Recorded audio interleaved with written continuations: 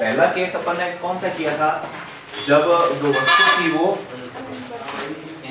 अनंत पर थी, है ना, जब वस्तु अनंत पर थी।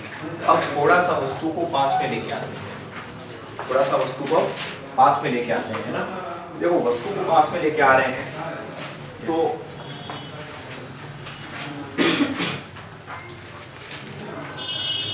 वस्तु को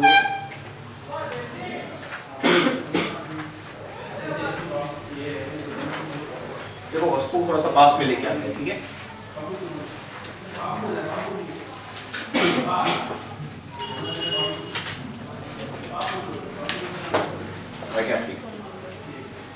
ठीक है,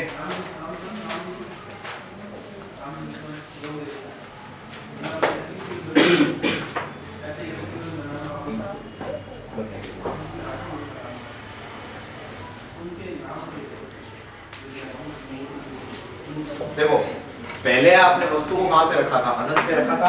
अब थोड़ा सा मैं वस्तु को क्या कर रहा हूं, पास में लेके आ रहा हूं। तो ज्यादा पास में नहीं लेके आऊंगा, थोड़ा पास में लेके आ रहा हूं, ठीक है ना, थोड़ा पास में लेके आ रहा हूं। तो ठीक है, तो वस्तु को थोड़ा सा पास में ले आए। तो देखो पहले कहां पे थी, अनंत पर थी, पहले अनंत पर थी, अब थोड़ा सा पास में आ जाएगी वस्तु, थोड़ी सी पास में आ जाएगी वस्तु। तो यहाँ पे वस्तु को रख दूं क्या, यहाँ पे वस्तु को रख दूं। अब मैं इसके भी सिर से लाइट निकालूंगा, है ना। अब इसके सिर से ही लाइट निकलेगी, तो इसके सिर से लाइट निकलेगी। तो आप लोगों ने मैंने पढ़ा हुआ है कि जो पहला रूल क्या कहता है कि जब भी सिर से लाइट निकलती है, तो अगर लाइट कभी भी अगर सीधी जाती है तो टकराने के बाद में फोकस से होके गुजरती है। तो फोकस से होके लाइट को गुजार देते हैं, चलो, तो फोकस से होके लाइट को चलो गुजार देते हैं, फोकस से लाइट को गुजार देते हैं, कोई दिक्कत बात नहीं है, ठीक है। अब देखो जब वस्तु अनंत पर थी तब लाइट हमेशा सारी सीधी आती थी, लेकिन अभी वस्तु, हाँ यस, इससे पता लगता है कि ये जो बच्चा है ये क्या है कि क्लास में भयंकर रूप से ध्यान दे रहा है ना। चलो कोई बात नहीं। देखो लाइट सीधी गई, टकराने के बाद फोकस होके गुजरी। अब उसके बाद में अगली वाली जो लाइट आएगी, वो अगली वाली लाइट मेरे को अपनी मर्जी से एक निकालनी है। सीधी तो नहीं निकाल सकता क्योंकि दूर नहीं है। अब मैं तिरछी लाइट निकालूंगा। तो आप लोगों ने एक चीज पढ़ी हुई है कि जब भी कोई लाइट सी से आती है तो टकराने के बाद वापस उसी जगह पे चली जाती है, टकराने के बाद वापस उसी जगह पे चली जाती है। तो यहां से लाइट आई तो टकरा करके वापस उसी पाथ पे चली जाएगी, चली जाएगी, तो चली जाएगी तो जाने दो। तो ये दोनों लाइट कहां पे आकर वापस आकर के मिली, यहां पे आकर के मिली है, ठीक है। तो यहां पे प्रतिबिंब बन जाएगा। अब देखो ध्यान से, ये वाला प्रतिबिंब इस वाली लाइन के नीचे बन रहा है, मतलब ये उल्टा बनेगा, उल्टा, ठीक है ना, उल्टा बनेगा। और देखो कैसा दिख रहा है, ये छोटा दिख रहा है, एरो लगानी जरूरी है। तो इसके बारे में थोड़ा सा बताते हैं। चलो अगर मैं बात करता हूं बिंब की, अगर मैं बात करता हूं ऑब्जेक्ट की, ठीक है, ऑब्जेक्ट की बात करता हूं, और अगर मैं बात करता हूं प्रतिबिंब की, इमेज की अगर मैं बात करूं, तो बिंब जो है कहां पे रखा गया है, सी के पीछे रखा गया है, सी के पीछे रखा गया है। इसको बोलते हैं बियॉन्ड सी। तो क्या बोलते हैं, बियॉन्ड सी, ठीक है ना। अब देखो तो प्रतिबिंब कहां पे बन रहा है, सी और एफ के पीछे बन रहा है। ये अपने आप बनेगा, ये प्रतिबिंब आपने सी और एफ के पीछे नहीं बनाया है, ये ऑटोमेटिक ये इधर ही बनेगा, ठीक है ना, ये इधर ही बनेगा।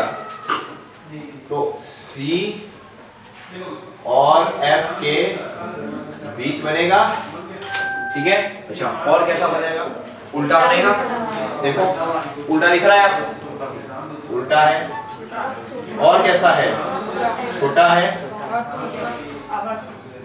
जो भी चीज आपको उल्टी दिखे आपको ये मान के चलना है कि वो वास्तविक ही है, ठीक है ना, वास्तविक हो गया,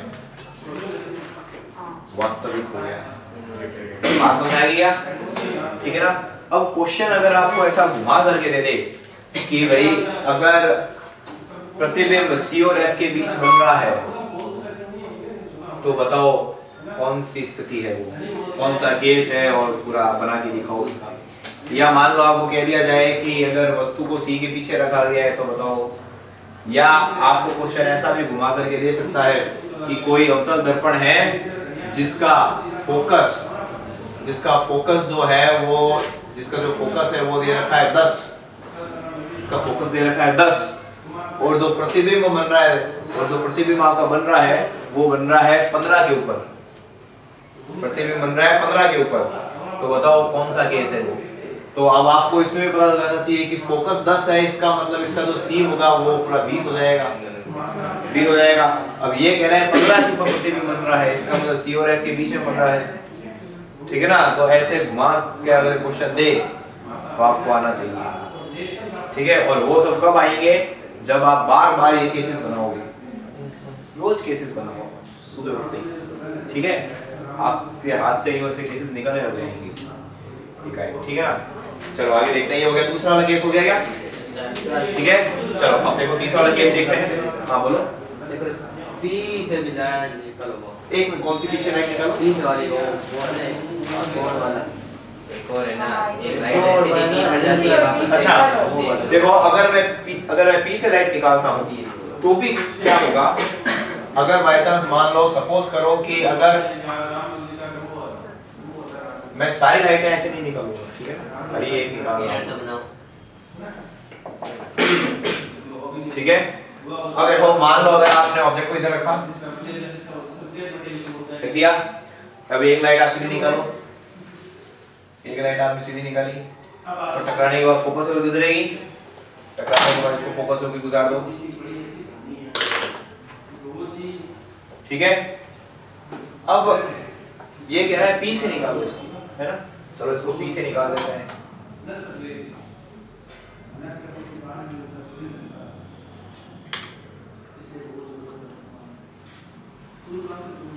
ठीक है, P से गया।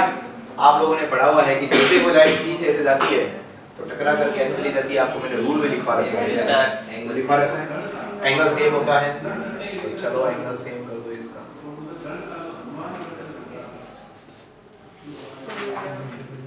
कहाँ पे आके मिली, सीआरएफ के बीच में मिली। तो चाहे आप ये बनाओ चाहे आप ये बनाओ, बात एक ही है, लेकिन ये बनाना ज्यादा आसान रहता है। ये बनाना इसलिए आसान रहता है क्योंकि अगर आप P से निकालते हो तो आपके लिए ये कोण बराबर रखना जरूरी है। तो या तो आप इसको D और से कुछ नाप नूप के कोण बराबर रखो या अंदाजा लगाओ। अगर अब किसी का क्या है कि अंदाज जरा हटके होता है ना, किसी का अंदाज जरा हटके होता है, गलत टाइप का अंदाजा लगता है, तो उसमें क्या होता है कि वो थोड़ा ध्यान दे देते हैं कि है ना, मतलब ये वाला कोण छोटा है, इस वाले कोण को बहुत ज्यादा बड़ा कर देते हैं, ठीक है ना। इसीलिए ये वाली प्रॉब्लम कभी इसमें आती नहीं है। इसमें आपको करना क्या है, इसमें आपको सीधी लाइट C पे भेजनी है, बस कोई कोण और का ध्यान नहीं रखना, आपको ज्यादा कुछ आपको कुछ करनी ही नहीं है, ठीक है ना। इसीलिए मैं जहां तक हो सके मैं ये वाला ही बनाता हूँ, मैं ये नहीं बनाता, लेकिन बात एक ही होती है, ठीक है ना। क्लियर है क्या, ये दूसरा केस हो गया। अब देखो तीसरा वाला केस देखते हैं, है उल्टे को इन्वर्टेड बोलते हैं बेटा। तो ये वाला देखो, अब तीसरा वाला केस देखते हैं, ठीक है ना। आप लोग एक बार में देख लेना, नहीं तो फिर उसके बाद में हम लोग इस वीडियो को अपलोड भी करेंगे, तो आप लोग फिर जाकर के उस पर विजिट करके देख सकते हैं। लेकिन अब ये टॉपिक यहाँ पे वापस से रिपीट मत करना, क्योंकि अब आप लोगों के पेपर आ रहे हैं और वो भी बहुत सी चीजें आगे करनी है, ठीक है ना। चलो अब देखो तीसरा वाला केस देखते हैं ना।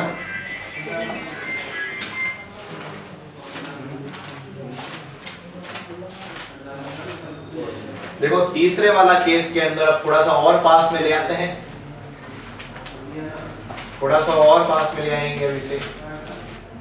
अब सीधा C के ऊपर रखो मैं, सी के ऊपर रखा। जब आप इसको सी के ऊपर रखोगे तो अब देखो, अब आप सी से लाइट आप डायरेक्टली निकाल नहीं सकते। सी से अब आप डायरेक्टली लाइट निकाल नहीं सकते। तो चलो ये तो एफ से एक बार कर दो सीधा ही।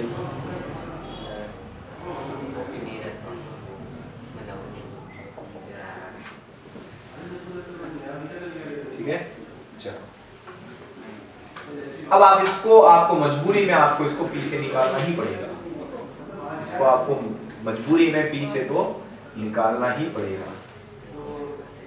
अब ये थोड़ा सा एक्चुअल में क्या होता है कि एग्जैक्टली अब प्रॉब्लम कर देता है, ये थोड़ा सा प्रॉब्लम कर सकता है, ठीक है ना। तो इसके अंदर आप लोग ये काम कर सकते हैं, ठीक है। इसको आप लोग, इसको अगर आपको एग्जैक्टली अगर आपसे नहीं बन पा रहा है तो आप लोग ये काम कर सकते हैं, ये लाइट कहाँ पे मिलनी चाहिए, ये लाइट यहाँ पे मिलनी चाहिए, यहाँ पे मिलनी चाहिए। तो आप लोग एक काम करें, इस लाइट को पहले से ही इस तरीके से ही बनाएं, इसके थोड़ा सा F को पीछे कर दीजिए, ये कर दीजिए और ये ऐसे हो जाएगा, अब बन जाएगा, ठीक है ना। इसको कहते हैं, इसको बोतल में होता है, ठीक है। हाँ बिल्कुल लगाएंगे, लगाएंगे। एरो के लिए तो ज्यादा मतलब क्या है कि हेवी ना हो। ओके, चलो आगे देखते हैं। ये चीज क्लियर है क्या?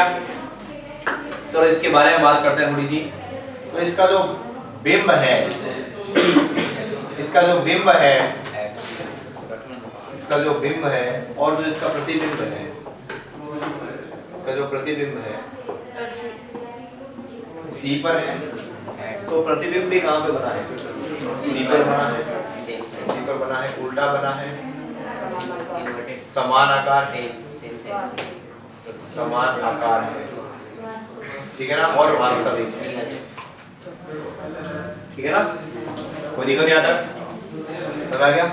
क्वेश्चन ये भी पूछ सकता है कि ऐसा कौन सा मतलब ऐसी कौन सी स्थिति है जहां पे वस्तु और प्रतिबिंब के बीच की दूरी 0 होती है। क्या वस्तु और प्रतिबिंब दोनों के बीच की दूरी 0 है यहाँ पे? क्या वस्तु और प्रतिबिंब के बीच की यहाँ पे दूरी 0 है? है? बिल्कुल आ सकता है। 0 कैसे? 0 है, बिल्कुल, दोनों एक ही जगह पे ही है, ठीक है ना। तो इस तरीके से आपके पास में क्वेश्चन आ सकते हैं, तो अपन को घबराना नहीं है ना। चलो आगे देखते हैं। देखो, मिटा दो इस चीज को, चलो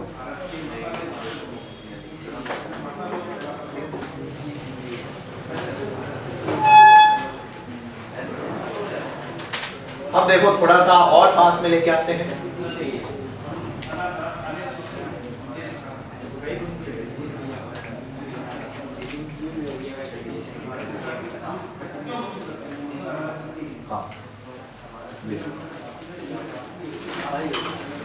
हाँ हाँ बिल्कुल बिल्कुल बिल्कुल, ये इसकी बिल्कुल सही हो जाएगी। चलो आगे देखते हैं।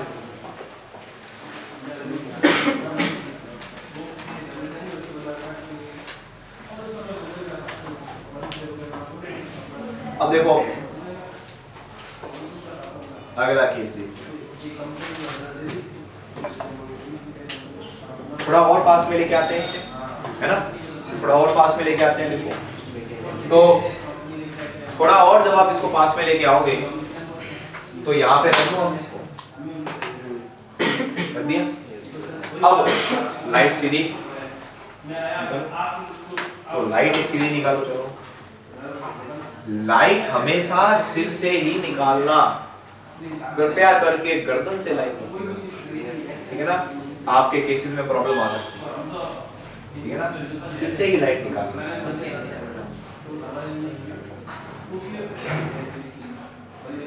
चलिए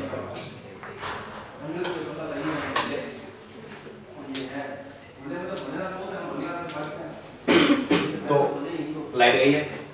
अब अगली वाली जो लाइट होगी वो आप सी से निकालो, सी से निकालो। सी से निकालोगे तो आप देखो लाइट जो है ना वो पीछे नहीं आ रही है, लाइट जा तो ऐसे रही है लेकिन वो सी की डायरेक्शन में है, वो सी के सीध में है।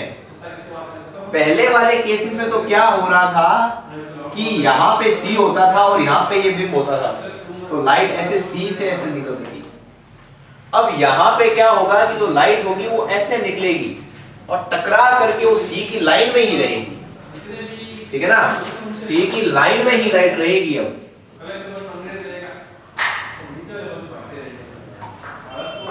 थोड़ा इसको और आगे बढ़ाना पड़ेगा।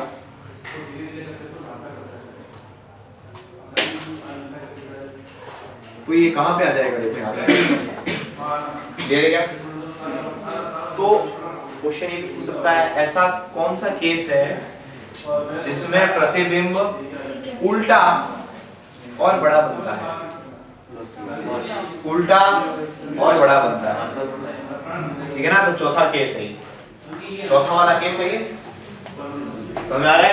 अच्छा वो उसके एरो भी लगाना पड़ेगा सीट वाले पे तो। हाँ एरो कहां पे कैसे सी है वो जो लाइन गई है, सी से जो लाइन गई उस पे एरो भी लगाना। हाँ बिल्कुल, सब कंप्लीट करना पड़ेगा, देख कंप्लीट करना पड़ेगा। क्लियर है यहाँ तक? कोई प्रॉब्लम वाली बात नहीं है?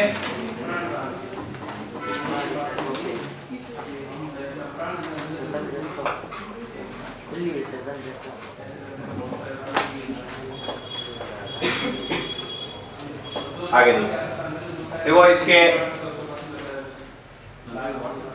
टेबल देखते हैं।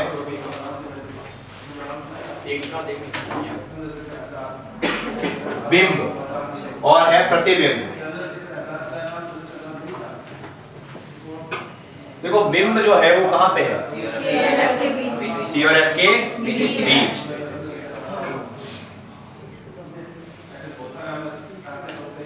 जरा सब लोग अपने वो केसेस निकालो, ये वाले निकाले हुए हैं ना सबके पास में, सबका काम किया हुआ है इसमें।